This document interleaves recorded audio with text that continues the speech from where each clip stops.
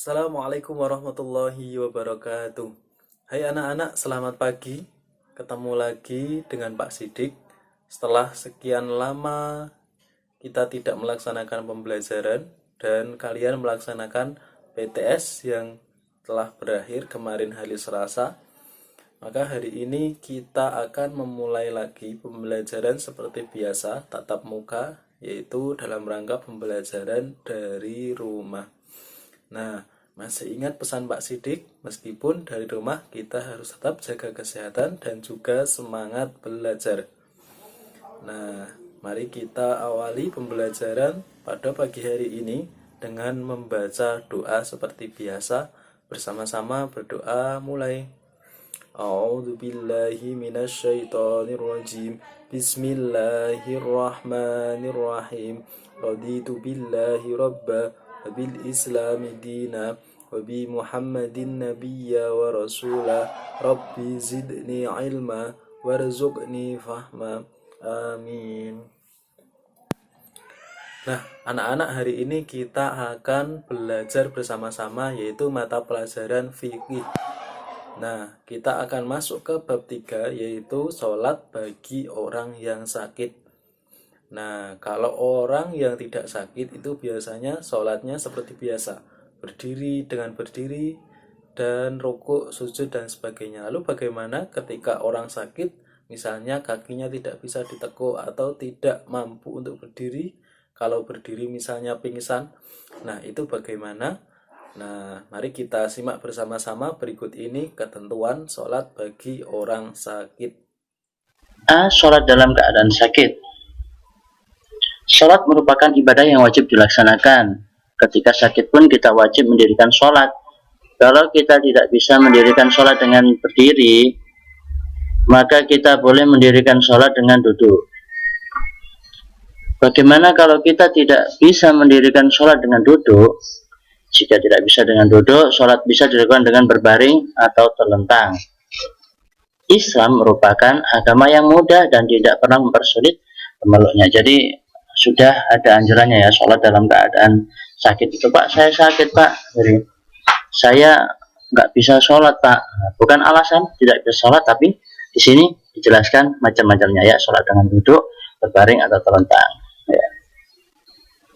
Tujuan Allah memberikan keringanan bagi orang sakit dalam cara melaksanakan sholat adalah untuk memberi kemudahan bagi umat Islam dalam melaksanakan kewajiban sholat. Ya, jadi diberi keringanan, beri kemudahan bagi umat Islam ya. Kalau kemarin saja dalam perjalanan, sholat dalam perjalanan bisa dikosor, dikodok ya, diringkas ya. Apalagi kita dalam keadaan sakit sama juga diberi keringanan oleh Allah Subhanahu wa taala. Kemudian munculnya sholat dalam keadaan sakit itu Rasulullah bersabda dalam hadisnya ya. Kanat li bawasirah wa sa'altu Nabiya sallallahu alaihi wasallam an sholati faqal sholli qa'iman fa illam tastati' wa qa'idan fa illam tastati' ala janbih, rawahul jamaah wa zada Nasa'i fa illam tastati' mustalqiyan la yukallifu nafsan illa wus'aha. Jadi artinya ya, saya Imran bin Husain ya, ini dari sahabat Imran bin Husain, sakit bawasir, saya ini sakit bawasir. Saya kemudian bertanya kepada Nabi SAW tentang cara melakukan sholat. Maka beliau bersabda, sholatlah dengan berdiri ya. Jika tidak mampu, hendaklah dengan duduk. Jika tidak mampu juga, maka dengan berbaring. Hadis riwayat jamaah. Kemudian ditambahi oleh Imam Nasa'i, jika engkau tidak mampu dengan berbaring, maka dengan terlentang. Allah Subhanahu wa taala tidak membebani seseorang kecuali menurut kemampuannya masing-masing ya. Itu adalah munculnya kenapa itu sholat diperbolehkan dengan duduk, dengan berbaring, dengan terlentang. Karena Nabi sudah menjelaskan, Nabi memberi contoh kepada Imran bin Husain itu ya. Tuh. Kalau perlu dicatat silakan dicatat, kalau tidak ya tidak usah, karena di buku kalian sudah ada, kalian cukup menyimak, mempelajari dari video ini. Oke, dilanjutkan. Kemudian yang B, sholat dengan duduk. Ya, orang yang sakit wajib mengerjakan sholat selama akal dan ingatannya masih sadar, masih ada ya. Jadi nggak boleh kalau nggak bisa sholat, sakit itu nggak sholat. Nah, tapi apa? Tetap dilaksanakan sholat, yaitu yang pertama dengan duduk. Ya, caranya sebagai berikut. Kalau tidak dapat berdiri, sholat boleh dikerjakan sambil duduk. Caranya telapak kaki kiri diduduki dan telapak kaki kanan diberdirikan seperti saat duduk tasyahud awal atau duduk iftirasi, itu duduk di antara dua sujud itu. Kemudian yang kedua, membaca niat dan takbiratul ihram dengan mengangkat kedua tangan setinggi bahu seperti dalam sholat sambil berdiri, sama seperti sholat sambil berdiri ya sebenarnya. Cuma kita dalam keadaan sakit tidak bisa berdiri, kita laksanakan dengan duduk. Ya. Membaca surat Al-Fatihah dan surat pendek atau surat lain dalam Al-Quran yang dihafal dilakukan sama seperti dalam sholat berdiri ya. Rukuk dengan tumak nina, caranya dengan duduk membungkuk sedikit ya. Rukuk ya, membungkuk sedikit dan membaca doa rukuk. I'tidal dan tumak nina, caranya dengan kembali ke posisi semula, kembali lagi ya, duduk tegak, membaca doa i'tidal. Kemudian dua sujud ya, sujud itu duduk di antara dua sujud, duduk tasyahud awal, duduk iftirasi, dan tasyahud akhir, duduk tawarruk, sama seperti mengerjakan dalam sholat berdiri ya. Itu adalah keterangan-keterangan tata cara sholat sambil duduk.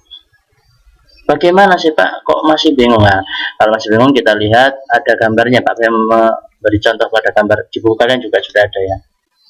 Gerakan sholat dengan duduk. Ya, ini.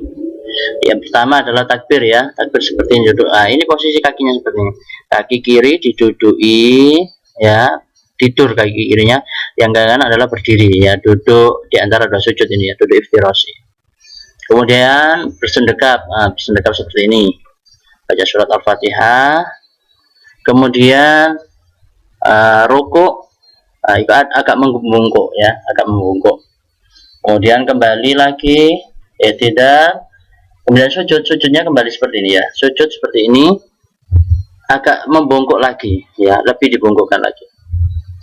Kemudian tasyahud akhir, tasyahud awal sama duduknya seperti ini ya. Ini tasyahud awal, tasyahud akhir seperti ini.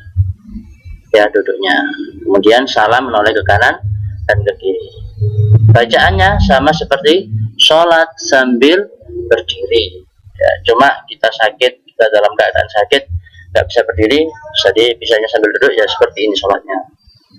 Udah ya, kita lanjutkan. Oke. Sholat dengan berbaring yang C. Jika kita tidak mampu mengerjakan sholat dengan duduk, maka kita boleh mengerjakannya dengan berbaring. Tadi sakit Pak, saya nggak bisa Pak. Kemudian duduk, sholat sambil duduk, bisa kamu? Ya sambil duduk. Kemudian Pak, saya nggak bisa sambil duduk Pak. Ternyata ada keringan lagi, maka kita boleh mengerjakannya dengan berbaring. Nah, perhatikan penjelasan berikut ini. Tata caranya ada di buku kalian juga kalau kurang jelas ya. 1. Apabila posisi seorang yang sakit mengerjakan sholat dengan berbaring, hendaklah ia berbaring ke sebelah kanan dengan menghadap kiblat. Posisi kepala berada di sebelah utara dan kaki sebelah selatan. Jadi posisinya sama seperti berdiri ya, dihadapkan ke arah kiblat pokoknya mukanya. Pak, nggak bisa Pak, saya di rumah sakit arahnya ke sini. Oh iya, nggak apa-apa. Karena apa? Yang penting kalian cukup melakukan sholat saja, itu sudah luar biasa ya, sholat dalam keadaan berbaring. Kemudian membaca niat dan takbiratul ihram dengan mengangkat kedua tangan setinggi bahu ya. Kemudian bersendekap dan membaca surat Al-Fatihah dan surat pendek dalam Al-Quran yang sudah dihafal, sama ya seperti berdiri bacaannya itu ya.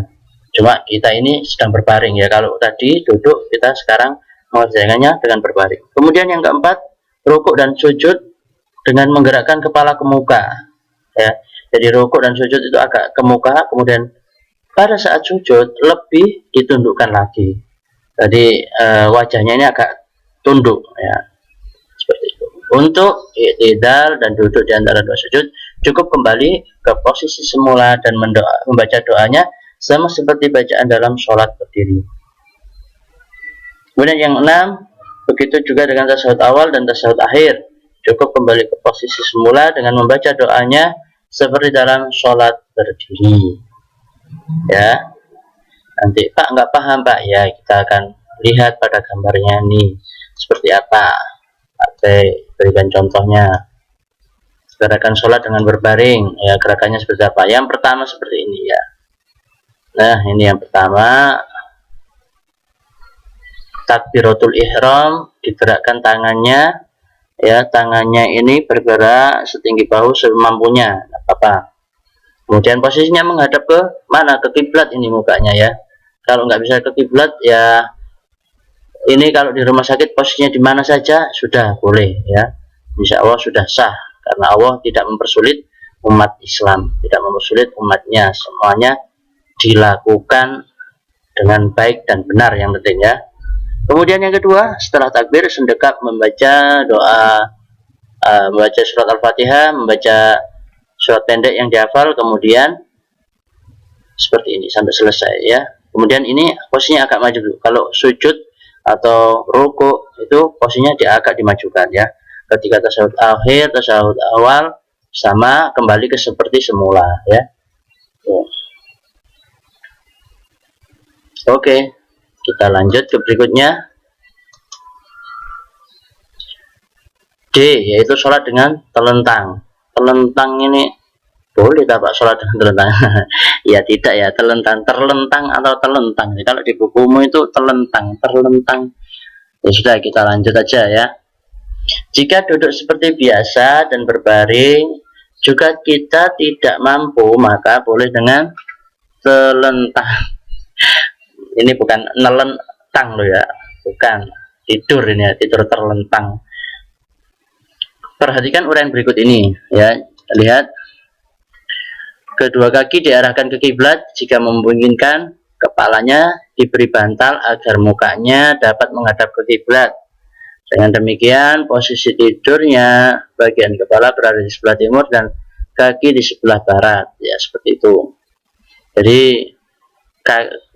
kepalanya dikasih bantal biar bisa menghadap ke kiblat ya. Kalau terlentang ini. Kemudian bacaan dalam sholat terlentang sama dengan bacaan dalam sholat sambil berdiri, sama ya. Kemudian yang ketiga, gerakan dalam sholatnya sama dengan gerakan sambil berbaring atau tidur miring. Jadi kalau sujud atau rukuk itu agak dimajukan ya, semampunya. Kemudian apabila masih tidak dapat mengerjakan dengan cara terlentang seperti di atas, maka cukup dengan isyarat, baik dengan kepala maupun dengan mata. Cukup dengan isyarat ya. Jadi Pak, saya sudah nggak bisa Pak. Jadi Allah tidak membebani kaumnya ya, tidak membebani umatnya. Jadi sholat itu ini bisa dengan isyarat ya, masih bisa dengan mata saja juga sudah bisa. Bagaimana Pak caranya? Ya cukup dikedipkan, Allahu Akbar, kedip matanya, kemudian Allahu Akbar, kedip, sami Allahu liman hamidah, berkedip ya. Ini dengan isyarat ya. Kemudian Pak, saya sudah tidak bisa dengan apa-apa Pak, mata saya sudah nggak bisa Pak. Nah, ini jika semuanya tidak mungkin, maka sholat boleh dikerjakan di dalam hati. Nah ini ya, di dalam hati. Jadi sudah nggak bisa apa-apa, tapi hatinya masih ada getaran-getaran kehidupan. Selama akal dan jiwa masih ada, kita diwajibkan untuk sholat ya. Jadi sholatnya bagaimana? Ya cukup dengan isyarat Allahu Akbar, Allahu Akbar membatin di dalam hati. Tapi tidak boleh buat main-main ya, tapi dengan sungguhan. Jika memang benar-benar tidak mampu semuanya.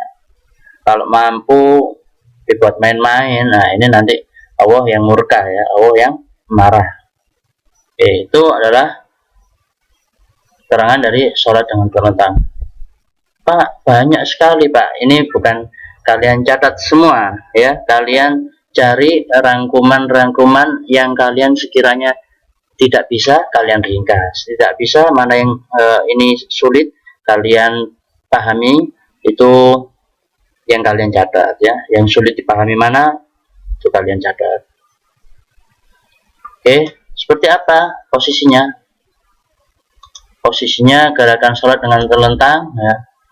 Nah, seperti ini. Tidak menelentang ya, tidak menelan ya, tapi terlentang ya.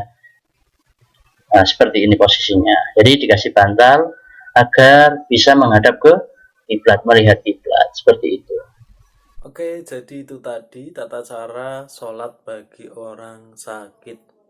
Nah, meskipun kita dalam keadaan sakit, kita tidak boleh meninggalkan sholat fardu. Karena sholat fardu yang 5 waktu itu hukumnya wajib. Kalau ditinggalkan, maka akan mendapat dosa. Nah, bagi orang sakit tadi, Allah memberikan rukhsah. Apa itu rukhsah? Rukhsah itu nama lainnya adalah keringanan. Nah, maka sudah sepatutnya kita bersyukur dengan tetap melaksanakan sholat dengan ketentuan yang telah dijelaskan tadi. Nah, itu tadi materi kita hari ini, yaitu tentang sholat bagi orang sakit. Sebelum Pak Sidik akhiri, nanti anak-anak silahkan mengerjakan latihan soal yang ada di LKS Fikih halaman 42, ROM 1 dan ROM 2 saja. Sekian dari Pak Sidik, kurang lebihnya mohon maaf. Wassalamualaikum warahmatullahi wabarakatuh.